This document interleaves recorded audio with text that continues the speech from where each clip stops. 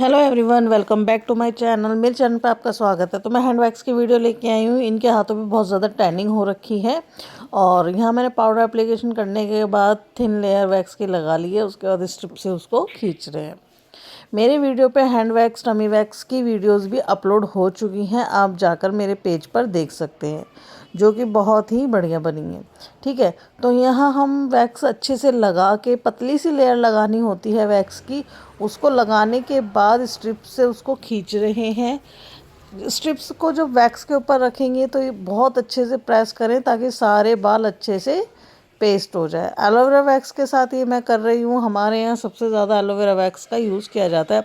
Honey wax हम अपने parlour में यूज़ नहीं करते हैं। वाइट चॉकलेट लिपोसॉलिक हमारे यहाँ बहुत ज़्यादा यूज़ होती है। ये वैक्स क्या काम करती हैं उसके ऊपर भी मेरा अलग से वीडियो है, आप जाकर देखें। तो यहाँ हमने अच्छे से पूरे आर्म्स, हाफ आर्म्स को क्लीन कर लिया है। करने के बाद आप देख सकते हैं फिनिशिंग कितनी अच्छी है। हाथ को उल्टा कर लिया है और यहाँ पर हम वैक्स लगा रहे हैं और उसको फिर स्ट्रिप्स की सहायता से हटा रहे हैं। स्ट्रिप्स रखते समय आप ये खास ध्यान रखिएगा कि स्ट्रिप्स हमेशा सीधी लगे। जहाँ से चिकनी होती है वहाँ से स्ट्रिप्स को रखना होता है और जहाँ खुरदुरी होती है वो हमारा उल्टी साइड होता है, वहाँ पर हमको प्रेस करना होता है। ठीक है, अगर आप स्ट्रिप्स गलत लगाएंगे तो बाल प्रॉपर मात्रा में नहीं निकलेंगे और हमारे बाल रह जाएंगे, क्योंकि जो चिकना साइड होता है वो अच्छे से सट के चलता है, इसीलिए। तो यहाँ स्ट्रिप्स रख रहे हैं हम और अच्छे से खींच रहे हैं। दोनों हाथों की वैक्स हमारी साथ साथ चल रही है, लेकिन हम फिर भी थोड़ा थोड़ा आपको सारा दिखाएंगे।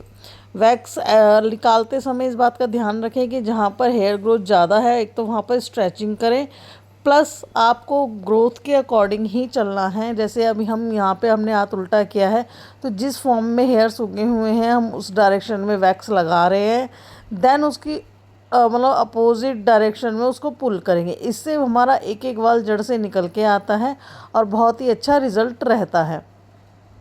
ठीक है, ये देखो हम बिल्कुल अपोजिट साइड वैक्स को पुल कर रहे हैं और निकाल रहे हैं। अगर आप वैक्स स्ट्रिप्स अच्छे से रखेंगे, वैक्स के एप्लीकेशन अच्छे से करेंगे और स्ट्रेचिंग अच्छे से करेंगे तो क्लाइंट को दर्द भी नहीं होगा। अगर आप मतलब खींचते समय दिक्कत करेंगे, मतलब अच्छे से पेस्ट नहीं होगा बाल, और जब अचानक से खींचोगे तो दर्द भी बहुत ज़्यादा होगा। तो आप ये खास ख्याल रखें कि आप अपनी पट्टी को अच्छे से रखें, उसको प्रेस करें, देन उसको पुल करें, उससे पेन नहीं होता है ना। ठीक है, हमारे यहाँ इसी तरीके से काम किया जाता है और आप देख सकते हैं फिनिशिंग कितनी अच्छी आ रखी है हाथों पे, है ना। तो हमारे यहाँ चल रहे हैं करवा चौथ के पैकेजेस, तो हम जल्दी जल्दी काम कर रहे थे तो जल्दी जल्दी वीडियो बनाई है। तो आफ्टर बिफोर का वीडियो हम नहीं बना पाए हैं, फिर भी हम आपके लिए वीडियो लेके आए हैं। ठीक है, अभी हम जब ऊपर के हाथों को ऊपर कर लेंगे, आर्म्स के नीचे वाले पार्ट को जब करेंगे तो बड़ा ही खास ध्यान रखेंगे। बहुत मतलब हार्ड भी नहीं, लाइट भी नहीं, मीडियम हाथों से वैक्स को खींचेंगे, क्योंकि जो हमारा आर्म्स का नीचे का साइड होता है बहुत ही सॉफ्ट होता है। फिंगर वैक्स कर लिए हमने, करते समय आपने तरीका देखा ही होगा। थंब पर हम जब वैक्स करते हैं तो एक बार ऊपर से नीचे तक पूरी पतली सी लेयर लगा लेते हैं, फिर उसको पुल करते हैं। इससे क्या होता है, हमारे पूरे थंब के हेयर्स अच्छे से निकल के आ जाते हैं। ठीक है ना। तो हम इसी तरीके से वैक्सिंग करते हैं अपने सैलून में। आप और भी वीडियो देखेंगे तो आप समझ पाएंगे। ये कोनी वाला हिस्सा है जो बहुत ज़्यादा टैनिंग होती है, प्लस यहाँ के बाल हमेशा लोगों से रह ही जाते हैं। तो हम स्पेशली कोनी के एरिया को इस तरीके से कवर करते हैं कि राउंड राउंड लगा के पूरे कोनी को कवर कर लेते हैं अच्छे से, और पतली लेयर लगाई है वैक्स की, और फिर इस तरीके से उसको पुल करते जाते हैं और वैक्स को निकालते रहते हैं। ये देखिए, ये हम अलग से स्पेशली कर रहे हैं ताकि कोनी पे कोई भी बाल ना रहे, प्लस टैनिंग भी अच्छे से निकल जाए। काफ़ी लोग छोड़ देते हैं, ठीक से नहीं करते हैं, तो वो कोनी पे बाल अजीब से लगते हैं। हम अब दूसरे हाथों की वैक्स आपको दिखा रहे हैं। हम दोनों हाथों की वैक्स एक साथ चल रही थी तो इसलिए थोड़ा सा हो गया है ऊपर नीचे, तो उसके लिए आप मेरी और वीडियो देखेंगे तो समझ जाएंगे, या इसी वीडियो को आप पूरा देखें, एंड तक देखें, बीच बीच में से स्किप ना करें। जब बीच में से आप स्किप करते हैं तो बातें समझ में नहीं आती हैं कि कौन सी बातें कहाँ कनेक्ट हो रही हैं।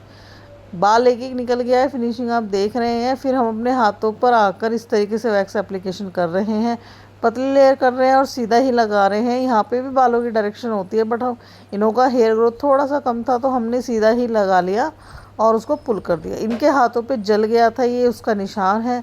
फिर ये ठीक हो गया था तो हमने यहाँ पे भी अच्छे से वैक्सिंग कर दी है।